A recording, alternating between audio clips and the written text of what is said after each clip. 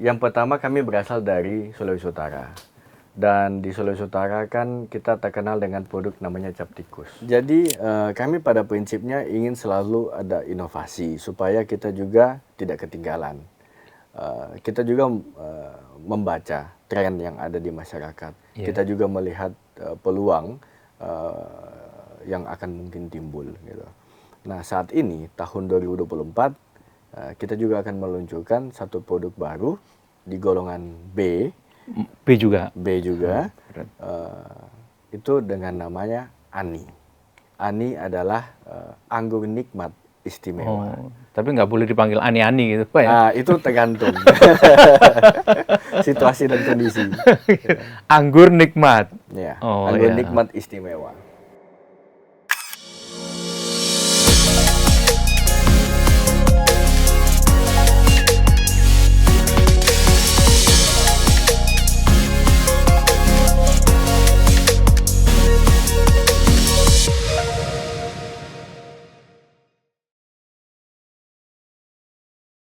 Tribuners, jumpa lagi dengan saya Dr. Pit di program Capitalk. Capitalk merupakan program yang khusus membahas tentang emiten saham. Mulai dari geliat bisnisnya, performan perusahaannya, hingga cara mendapat keuntungan di bursa saham.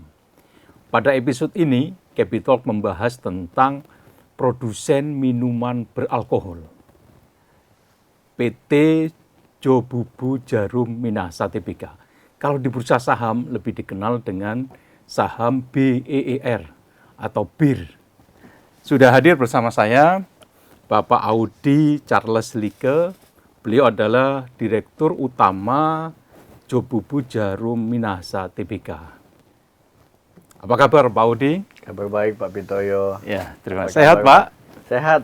Ya, dari wajahnya nampak sehat sekali. Oh, ya, ini baru pertama saya wawancara dengan perusahaan minuman beralkohol. Oh, begitu ya Pak ya? Karena banyak teman menanyakan ini karena kaitannya juga dengan tentang saham BIR ini. Bisa dijelaskan dulu Pak, apa yang mendasari mendirikan perusahaan minuman beralkohol? Oke, ini pertanyaan sangat menarik, pertanyaan pertama.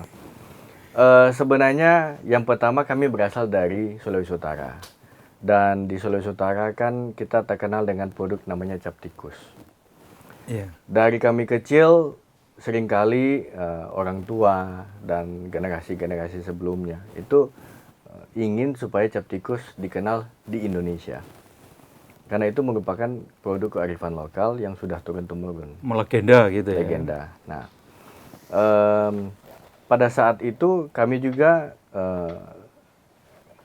digagas oleh salah satu dirjen di Kemenperin bahwa silakan kalian bikinlah industri ini legal, karena ke depan industri ini akan lebih strict, namun perusahaan yang legal itu tentunya mendapat benefit karena sesuai dengan regulasi peraturan pemerintah ya. Nah,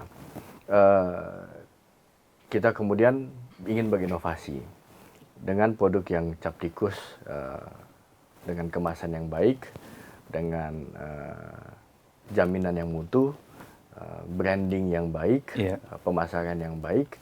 Harapan kita suatu produk yang dulunya hanya beredar di Sulawesi Utara tidak bisa untuk beredar ke luar daerah karena tidak ada pita cukai Pak. Jadi tidak bisa naik pesawat, tidak bisa naik kapal. Jadi minuman tradisional lokal gitu. Iya, lokal. Nah, jadi tugas kita adalah sebagai anak muda ya, untuk berbakti bagaimana kita bisa kembangkan produk kearifan lokal kita untuk bisa dikenal senusantara. Itu asal mula bagaimana kita menjalankan bisnis ini, Pak. Kalau cap tikus itu memang sudah mendarah daging di Sulawesi Utara itu? Kalau cap tikus itu sangat mendarah daging, Pak. Sangat mendarah daging. Dari segala acara kita sudah sering melihat adanya cap tikus ya, menjadi suguhan untuk masyarakat. Tapi belum dijadikan brand yang dipatenkan begitu? Belum, waktu itu belum. Oh, ya, jadi ini merupakan Pak Audi ini membuat inovasi minuman beralkohol cap tikus yang patenkan begitu. Betul. Intinya adalah produk kita harus legal. Iya. Legal dalam arti pajak, bea cukai, pita cukai, regulasi distribusi, semua itu legal. Karena namanya minuman beralkohol, Pak, di Indonesia itu sangat diawasi. Iya. Ya, diawasi oleh Dan negara. peredarannya juga kalau di luar tempat Bapak mungkin Minahasa atau dari kalau di Jawa mungkin dibatasi hotel juga harus ada bintang yang tertentu gitu atau gimana? Iya. Sebenarnya dari outlet, restoran, bar, hotel, semua bisa aja. Yang penting di daerah tersebut tidak ada perda yang melarang untuk adanya penjualan minuman beralkohol. Nah, langkah selanjutnya tentu kalau kita, industri ini ada 3 golongan, Pak. Ada golongan A, golongan B, golongan C produknya. Golongan A 0 sampai 5%, golongan B yaitu 6 sampai 20%, golongan C 21 sampai 55%. Nah, cap tikus masuk ke Golongan C, Pak. Gitu. Cukup berat kalau gitu, Pak. Salah satu yang kadar alkoholnya paling tinggi di Indonesia saat ini. Dan itu yang paling disukai atau bagaimana? Saat ini itu yang paling terkenal ya, Pak ya. Karena memang dari sononya udah dikenal. Dan namanya sendiri juga memancing perhatian kan. Ya, cap tikus. Wah, apa ini gitu. Jadi pada saat awal mula kita distribusi di Jawa, di Kalimantan, Sumatera, itu menjadi barang yang unik dan dicoba oleh masyarakat. Ya. Jadi ini udah distribusi udah nasional gitu, Pak? Sekarang kita nasional, Pak. Kita punya 38 distributor, terdistribusi di 33 provinsi di Indonesia. Provinsi. Ya. Pak Udi, bisa dijelaskan bagaimana ini mendistribusikan minuman beralkohol ini? Gitu. Ya, ini menarik, Pak. Indonesia sangat luas dan kita kan banyak sekali pulau-pulau ya. Jadi otomatis bagi kami soal distribusi, logistik itu sesuatu hal yang penting. Lokasi pabrik kami saat ini ada di Sulawesi Utara. Dan untuk distribusi kami itu membuat hub di Jakarta. Di situ kita punya gudang. Pusatnya maksudnya? Pusatnya di Jakarta. Karena kebanyakan pelayaran bermuara dari Jakarta, Pak. Iya, di Priok. Frekuensi, gitu. ya Tanjung Priok. Frekuensi pelayannya lebih banyak. Dari situ kalau misalnya Sumatera Utara misalnya ada pemesanan, ya kita kirim dari Jakarta, Pak. Karena untuk time taken, waktu untuk pengiriman, kalau kita mulai dari Sulawesi Utara ke Jakarta, baru kemudian ke Sumatera Utara, itu agak terlalu panjang, Pak. Jadi kita buat hub di Jakarta. Jadi kalau ke Indonesia Timur apa nggak terlalu jauh? Memang jauh, Pak. Tapi kenyataannya memang demikian. Jadi harapannya otomatis dari Sulawesi Utara kita bisa langsung kirim ke Papua misalnya. Iya. Tapi kenyataannya yang kita harus lakukan dengan pertimbangan yang ada, kita kirim ke Jakarta dulu, Pak. Baru kemudian ke Papua. Oh, jadi lebih efektif di Jakarta diproduksi di Sulut, baru Jakartakan semua, baru didistribusikan. Betul. Gitu. Kalau segmen pasarnya gimana? Saat ini PT Jobubu mempunyai beberapa brand. Dari setiap brand punya segmen pasar tersendiri. Kalau cap tikus, khusus cap tikus? Kalau cap tikus saat ini paling tinggi volumenya di Indonesia Timur, Pak. Di Indonesia Timur. Indonesia Atau Timur. Mungkin karena kenal gitu ya? Kenal dengan itu nama dia. itu. Jadi memang dari sononya cap tikus sudah cukup dikenal di Indonesia Timur especially. Jadi di daerah Papua, Pulau Sulawesi, Maluku ya. Jadi itu karena sudah dikenal, volumenya lumayan. Gitu, cukup dicari oleh masyarakat. Pak Udi, ini kan minuman melegenda gitu ya. Tapi kan baru diproduksi tahun 2018 kalau nggak salah ya. Iya. Apa sebelumnya ini apa? Produksi lokal atau masyarakat tradisional sendiri kemudian didistribusikan atau bagaimana? Jadi memang ada alasan kenapa itu di 2018, Pak. Karena kalau Bapak ingat ada tax amnesty. Oh ya. Tax amnesty. Awal-awal nah, itulah yang membuat kami untuk lebih gencar. Karena dari awal kami berkomitmen. Pada saat kita ingin membuat produk seperti ini, kita itu harus di jalur yang benar. Kita itu harus legal. Nah, dengan adanya tax amnesty ini, itu merubah banyak hal. Dan Indonesia pada prinsipnya, dulu Pak, lebih banyak, mungkin agak lebih banyak minuman yang masih bisa dipertanyakan asal usulnya, baik Termasuk, import maupun lokal, ya, dibandingkan barang yang memang benar-benar legal, tercatat oleh negara, penerimaan negaranya juga jelas dari pita cukai. Nah itu yang banyak berubah pada saat tax amnesty. Nah itulah kenapa kita mulai gencar di 2018 dengan yang cap tikus ini. Dan pada saat itu pun kita udah punya tujuan yang menengah ya, di mana kita itu harus IPO. nah ini, Ya, ya.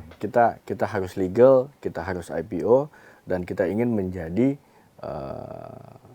percontohan kalau bisa Pak, karena industri ini gampang-gampang susah juga. Ya, Nah, ya. tapi kita melihat dan kita yakin bahwa Indonesia makin hari makin baik. Pemerintahan kita bekerja keras untuk menetapkan peraturan, gitu kan? Dan Ya. kita juga sebagai pengusaha, sebagai warga negara, ya wajib untuk mengikuti peraturan yang ada. Dan harapan kita peraturan itu pun bisa menjadi satu buat dorongan buat kita ya untuk menjadi lebih baik. Namun juga bisa jadi jalan sebenarnya. Ini merasionalkan pasar ketika IPO itu bagaimana? Supaya pasar ini yakin bahwa produk ini punya masa depan yang bagus. Itu gimana itu, Oke. Pak Audi? Yang pertama kami punya, tentunya pada saat mau IPO kan kita telah melalui beberapa tahapan ya Pak ya, Iya. yang cukup kompleks. Nah di situ dapat dibuktikan bahwa secara kredibilitas perusahaan kami punya, secara performance dari keuangan kami juga menunjukkan bukti. Dari sisi masa depan, visi, dan kemudian apa yang akan bisa dicapai oleh perusahaan, saya pikir itu juga cukup jelas ya. Tadi yang kita udah bahas bahwa cap tikus ini legendaris. Sesuatu yang legendaris harus dikemas menjadi lebih baik, dan hasilnya pun saya pikir lebih fantastis, gitu kan? Dan karena legendaris itu nancap betul di pikiran banyak orang gitu ya. Iya. Jadi sehingga segmennya tetap akan terjaga tuh, Iya, gitu. betul. Dan hasilnya ada Pak. Jadi pada saat kami IPO, yang lebih dikenal itu bukan PT Jobubu Jarum Minahasa Pak. Cap tikus melantai di Bursa Efek. Itu yang dikenal. Dan sempat juga di Sulawesi Utara di beberapa media ya, Iya, di apa, halaman pertama terbit bahwa para petani cap tikus itu sumringah. Karena Bangga itu, bangga ya. Bangga. Brandnya Karena bisa menasional. iya, dulunya kan mereka kerja diem-diem Pak. Mau distribusi penjualannya kemana dan lain sebagainya itu sepertinya tidak seperti sekarang. Jadi setelah kami IPO dan namanya cap tikus juga menjadi lebih terkenal di Indonesia, dan notabene-nya berhasil melantai kan di Bursa Iya, Efek, di Bursa itu salah satunya itu adalah tujuan daripada generasi-generasi sebelumnya akhirnya tercapai gitu. Dan petani ini kan juga turun-temurun Pak. Jadi mereka pun merasa bangga bahwa produk mereka itu menjadi legal Pak. Dan akhirnya mereka pun bisa menikmati sebenarnya. Harapan kita anak-anak mereka bisa mendidik, mengajarkan orang tua bagaimana supaya bisa beli saham Pak. Jumlah petaninya ini bisa kerjasama itu berapa sih? Oh banyak Pak. Kurang lebih ada 30.000 petani. 30.000 cap tikus. petani. Ya. Semua di Sulawesi Utara. Dan itu belum istri dan anak Pak. Jadi kurang lebih 90.000, 100.000 itu ada. Dan penghasilan mereka dari itu. Jadi banyak sekali petani yang sebenarnya anaknya sekolah, kuliah, karir profesional, ada yang bisa menjadi orang besar Iya. saat ini karena cap tikus Pak. Jadi mereka juga bisa membeli sahamnya sendiri gitu Iya. ya. Untuk mempertahankan supaya produk ini tetap kuat begitu. Ya, mereka kan bisa menikmati. Biasanya mereka hanya di hulunya gitu kan. Iya, iya. Setelah itu udah selesai. Tapi sekarang mereka mungkin bisa menikmati hilirnya. Kalau misalnya perusahaan pun bisa stabil, bisa performance-nya baik, mereka juga kan menikmati in the end-nya ya. Dana IPO itu untuk apa Pak? Kan setelah dapat dana cukup dari IPO itu, Ya. untuk Pak Audi akan punya cita-cita untuk mengembangkan seperti apa? Jadi dana IPO itu memang sudah direncanakan untuk expansion Pak. expansion karena kita melihat bahwa Indonesia ini luas dan kita mau tidak mau harus melihat potensi bagaimana kita bisa hadir di Pulau Jawa sebenarnya. Dengan Berarti harus ada padi. petaninya, Nah, atau gimana?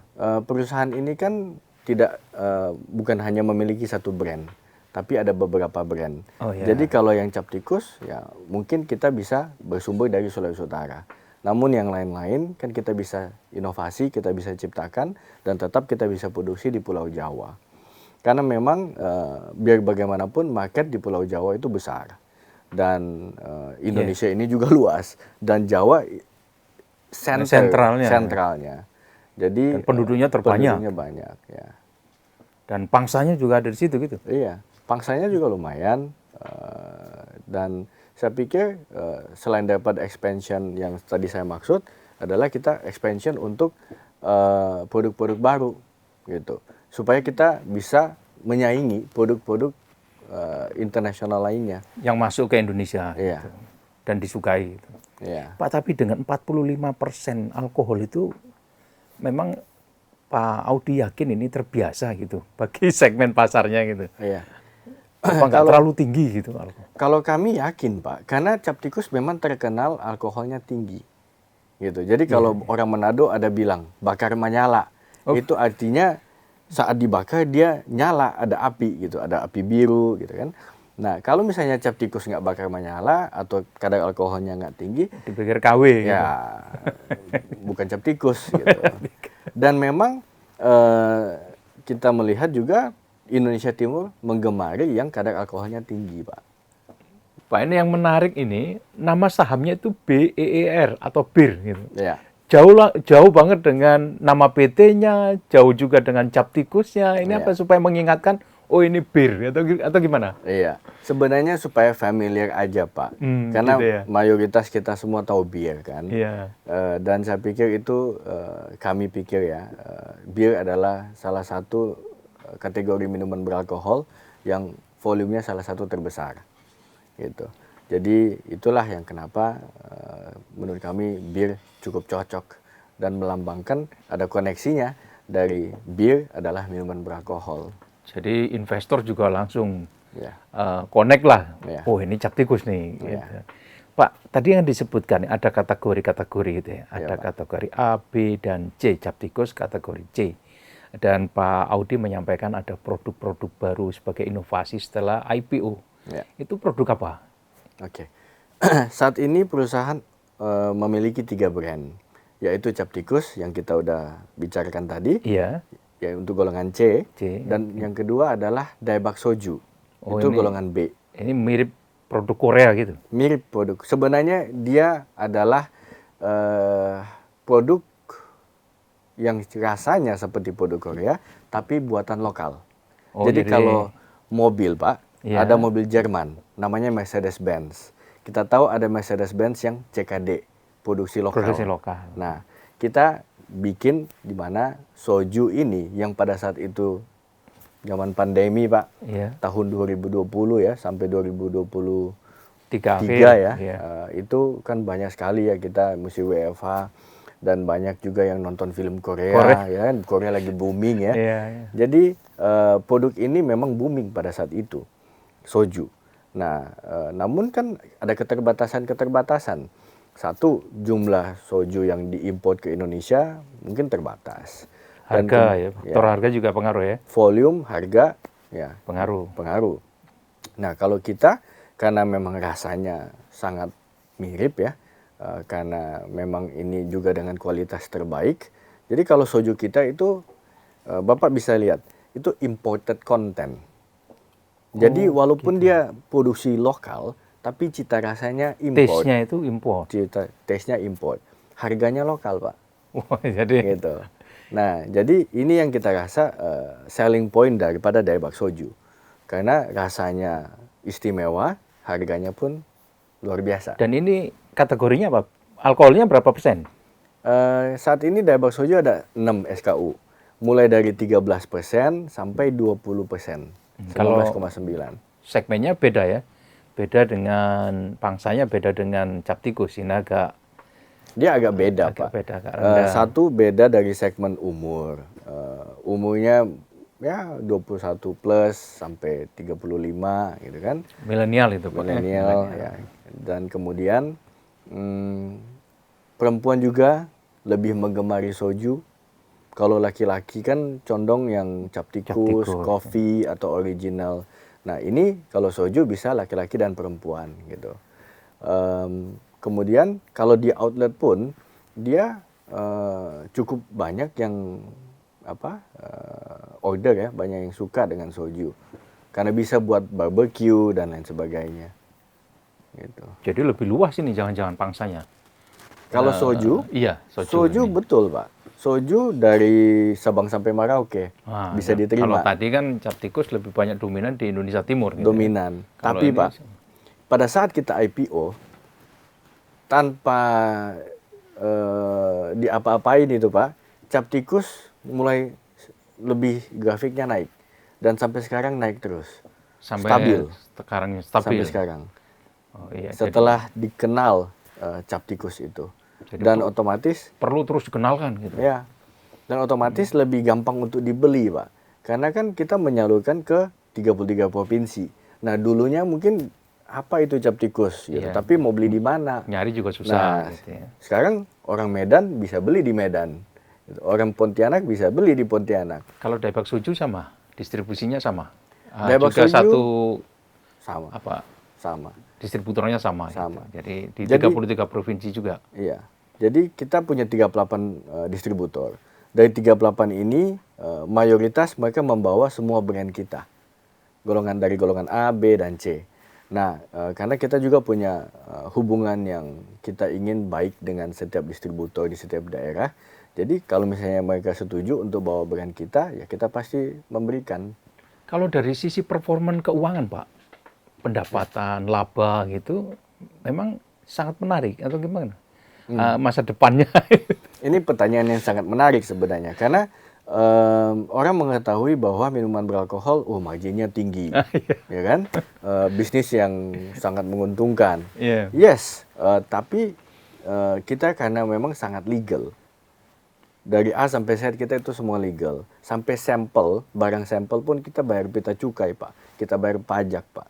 Jadi karena memang kita legal 100%, otomatis margin pun tidak sedemikian besar ya, gitu. Tapi sudah saya perhatikan sudah mulai membayar dividen gitu. Artinya meyakinkan kepada pemegang saham bahwa ini saham yang menguntungkan begitu.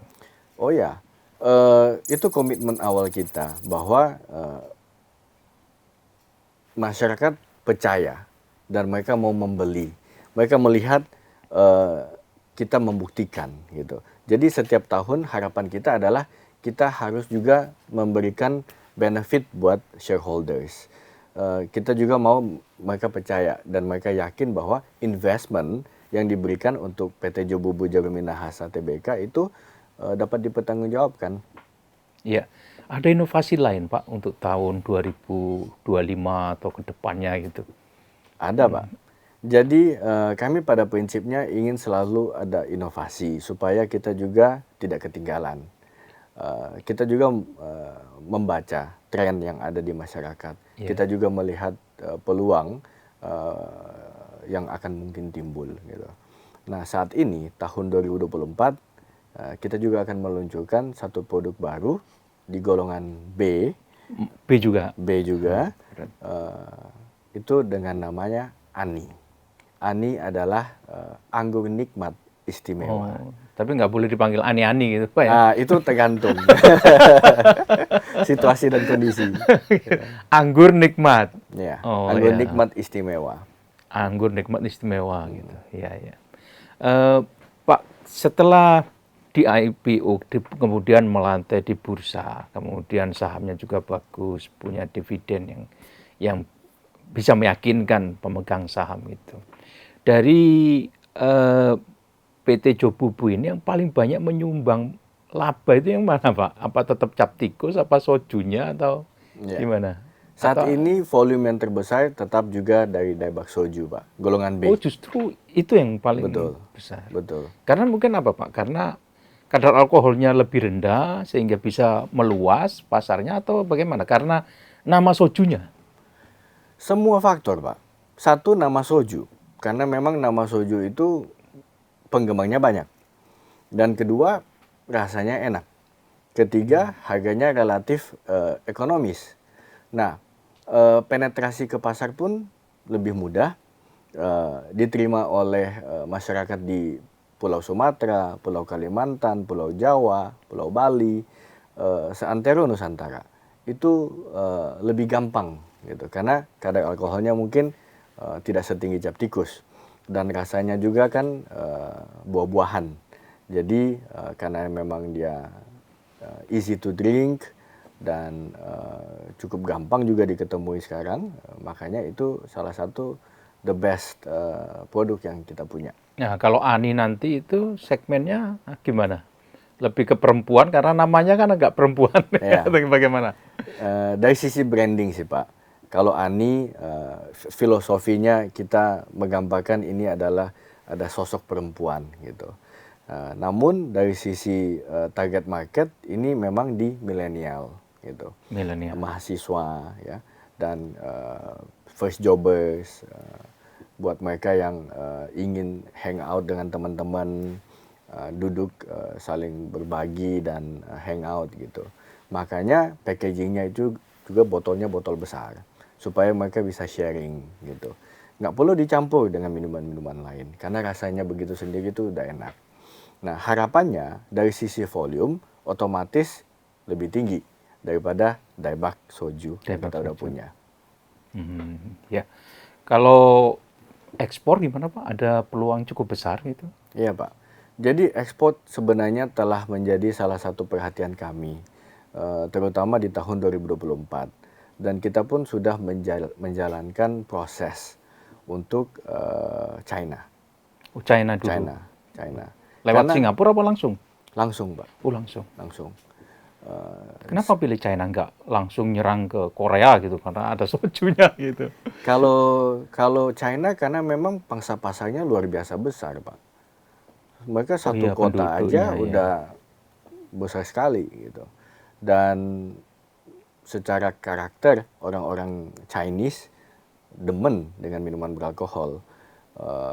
Jadi kalau kita lihat dari beberapa brand yang kita punya, saat ini yang kita ingin tonjolkan untuk China adalah cap tikus, Pak. Karena kalau Bapak tahu di China ada produk yang terkenal namanya Moutai. Moutai. Moutai ini mahal sekali, Pak. Satu botol kalau di Indonesia mungkin sekitar 6 juta. Satu botol. Kadar alkoholnya Kadar sama dengan cap alkohol tikus? ada 43, ada 53. Oh, lebih tinggi ya. Ya, mungkin yang 43 sedikit lebih murah gitu, nggak sampai 6 juta. Yang 53% yang 6 juta. Nah, rasanya kalau diminum nggak terlalu beda jauh dengan cap tikus. Dan ini pun kita dapatin pada saat kita melihat banyak turis China yang di Manado. Dan mereka setiap kali pulang ke China bawa pulang cap Bawa tikus, oleh-oleh Pak. cap tikus. Iya. Nah, mereka pun menggemari produk ini karena karakternya mirip, keras gitu. Nah, sesuatu yang unik juga kalau bisa di China, apalagi dari Indonesia ya. Produk Indonesia minuman beralkohol, wah itu unik untuk China. Ya, Pak Udi, terima kasih atas waktunya di Capitalk, dan tentu ini bukan yang pertama karena publik pasti akan banyak bertanya terkait dengan produk yang menarik ini, dari bir yang ada di bursa saham dan cap tikus yang sudah memasyarakat di masyarakat Indonesia Timur, dan tadi soju yang orang itu pasti ingatannya, wah ini lawannya Korea, bukan dari Korea kan gitu kan, mengimbangi. Pak Udi, terima kasih atas waktunya di Capitalk. Terima kasih Pak Pitoyo. Sama-sama Pak. Tribuners, demikian bincang-bincang saya dengan Bapak Audi Charles Lieke. Beliau adalah Direktur Utama PT Jobubu Jaruminasa Tbk. Kalau di bursa saham namanya BIR. Jangan lupa like, komen, dan subscribe di program Capital. Saya Dr. Pit, pamit undur diri. Salam Capital. Tribun X menghadirkan lokal menjadi Indonesia.